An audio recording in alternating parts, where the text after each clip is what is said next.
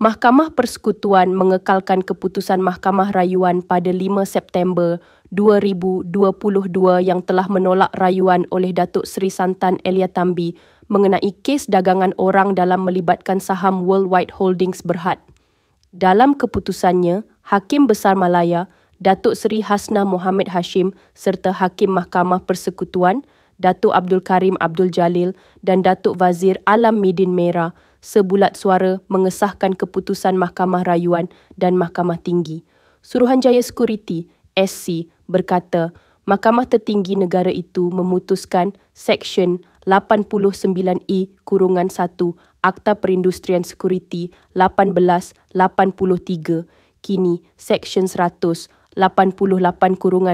Akta Pasaran Modal dan Perkhidmatan 2007 bukanlah peruntukan liability yang ketat.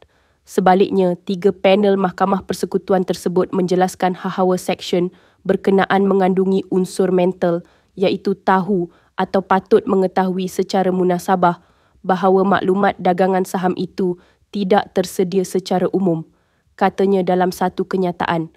Berdasarkan kronologi kes tersebut, SC pada 2016 telah memfailkan tindakan sivil terhadap Seri Santan atas pemerolehan sebanyak 600,000 saham worldwide antara 7 Jun dan 11 Julai 2006.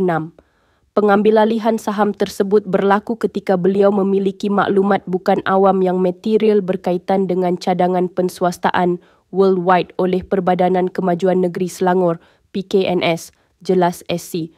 Susulan keputusan semalam, Mahkamah Persekutuan memerintahkan Seri Santan membayar kos berjumlah RM100,000 Malaysia kepada SC kerana suruhanjaya itu sebelum ini telah diberikan kos berjumlah RM150,000 Malaysia di Mahkamah Tinggi dan Mahkamah Rayuan.